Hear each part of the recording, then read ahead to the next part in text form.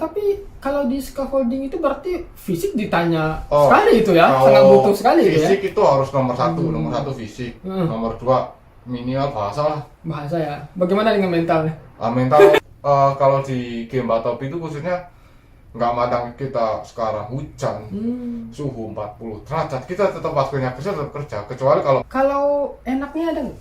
Kalau enaknya ya kita gimana ya? Semuanya tetap, semua pekerjaan tetap ada plus minusnya kan? Iya pasti ada. Pasti ada itu. Ini langsung latihan ngomongin, dulu, dicari tahu dulu.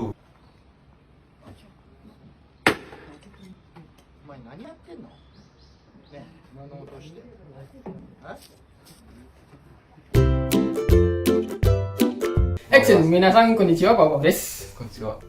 Oke guys, gue sekarang lagi ada sama Mas Johan ya. Iya. Ya, Mas Johan ini jauh-jauh datang dari Shimonoseki ya.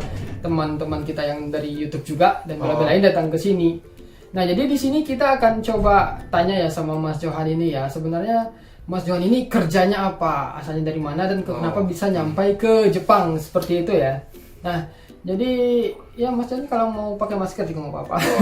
Pakai masker. Oke. Mungkin kita tanya dulu ya dari Mas Johannya ya. Mas Johan ini asalnya dari mana? Kalau aku dari Semarang mas. Dari Semarang ya? Jawa Tengah.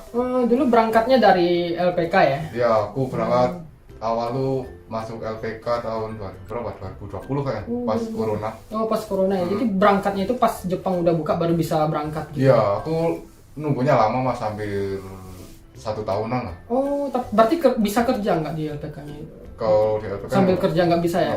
Harus full benar-benar kita pelajaran bahasa, budaya dan lain-lain.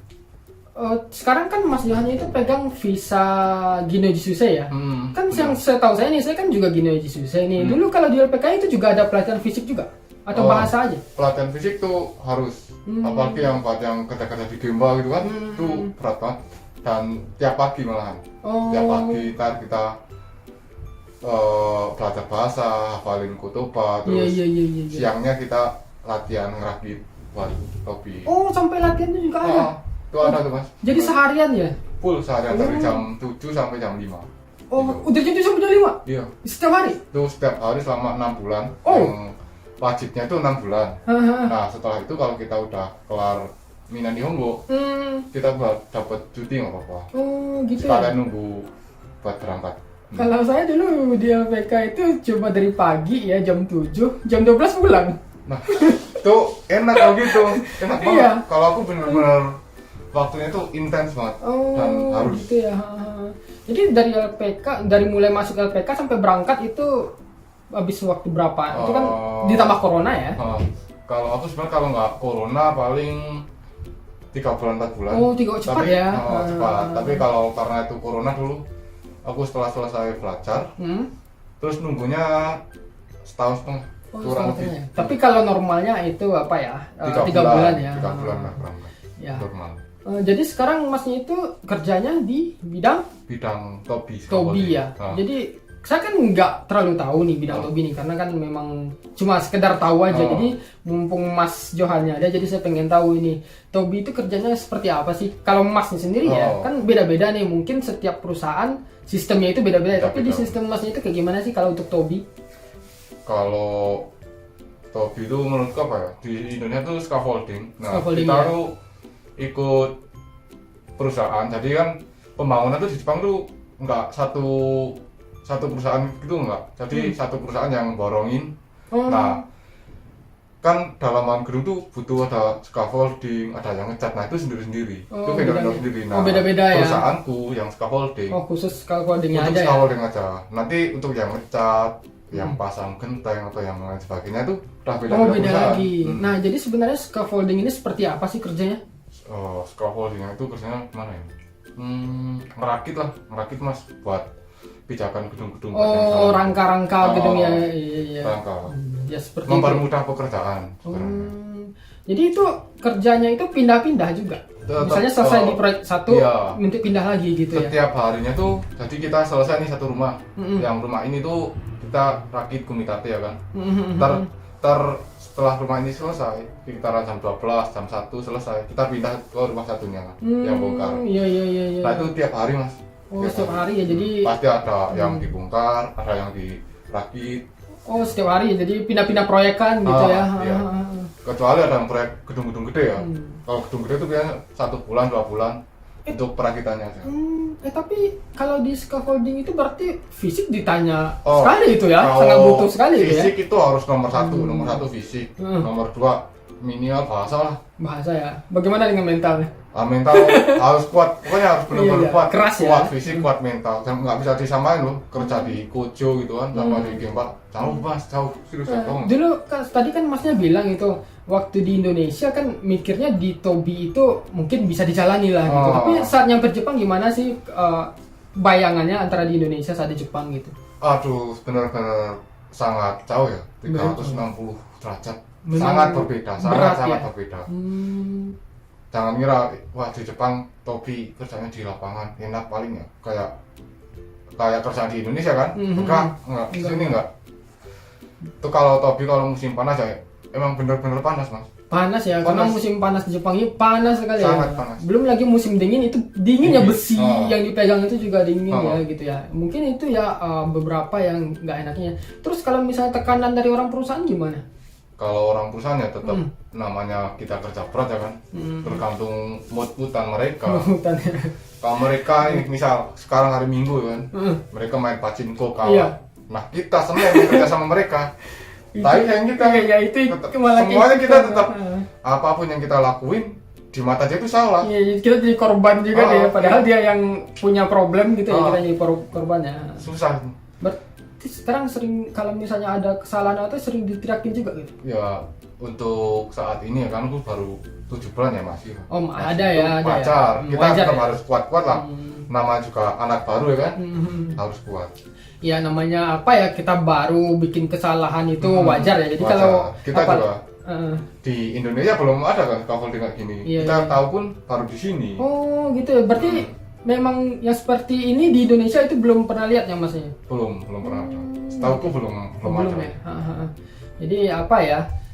Kalau memang di Gemba itu memang tekanannya pastilah ya, kita kerja di outdoor gitu kan, belum lagi masalah lingkungan, musim segala macam gitu ya. Itu mungkin tekanannya pasti, berat. Pasti. Jadi memang harus dikuat-kuatin gitu ya. Harus gitu kuat-kuat. Jadi ada misalnya pernah kayak misalnya kejadian yang nggak enak nggak, misalnya kayak gitu, kayak misalnya cedera atau apa gitu pernah? Kalau untuk cedera sering lah. Soalnya gini, di perusahaan kita ada meeting kan, ada rapat. Nah kerja tuh kalau di Gemba nggak boleh gini, kita harus pakai SOP ini. Itu dari satunya. Tapi kan pas di lapangan kita nggak sama saja mas, kita sama leader, ya kan? Sementara si leader ini kerjanya pokoknya yang penting cepat, kerakitnya cepat, bongkarnya cepat, kita cepat pulang. Dia maunya cepat gitu ya. SOP-nya misal kita harus pakai anjing, tie, segala macam ya kan, pakai sarung tangan. Udah kalau dia udah cepet, kita harus tetap cepet. Bahkan sampai lari-larian loh, kita nggak pakai anjing tie di atas ketinggian. Nggak pakai pengaman gitu. Ada gitu. Ada kalanya gitu. Nah terus kan nggak boleh tuh dilempar dari atas tuh nggak boleh. Iya. Tapi ya misalnya batangan besinya dilempar dari atas gitu. Nggak boleh. Nggak boleh ya. Nggak boleh. Harus dioper-oper gitu.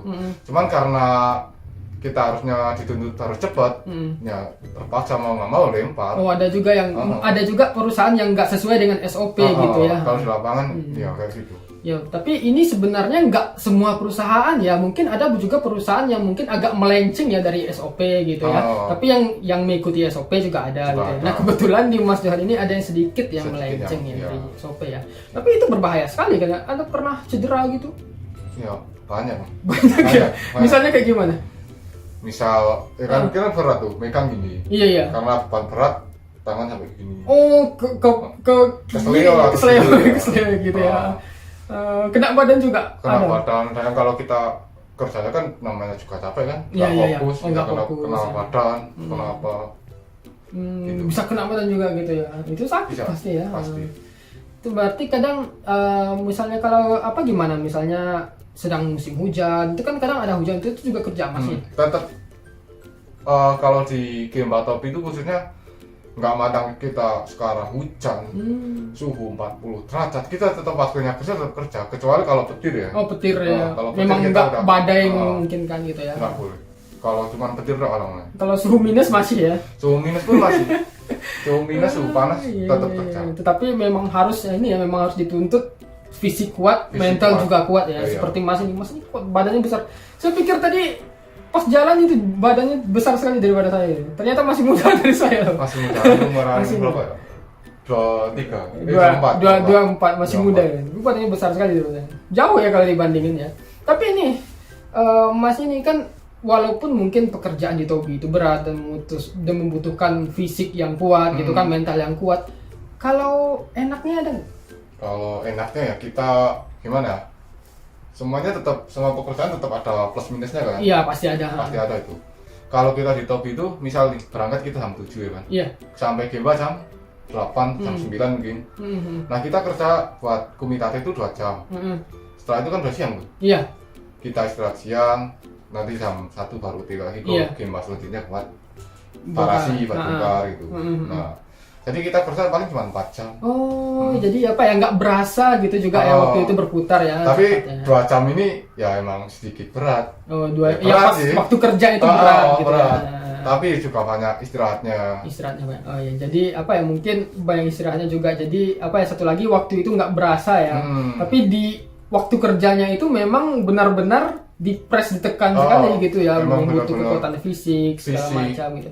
Saya pun memang lihat bagaimana orang-orang kerja itu Gemba itu memang butuh tenaga fisik sekali, tapi di situ Masnya ada orang Indonesia juga. Kalau orang Indonesia ada sih, alhamdulillah ada ya. Senpai ada senpai.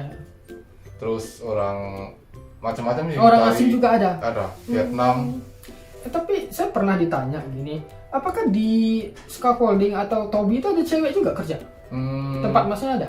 Di tempatku nggak ada. Oh, nggak ada ya. Tapi kalau di yang tempat lain nggak ada. Kalau yang di tempat lain mungkin ada ya. Mungkin ada. Oh, gitu ya.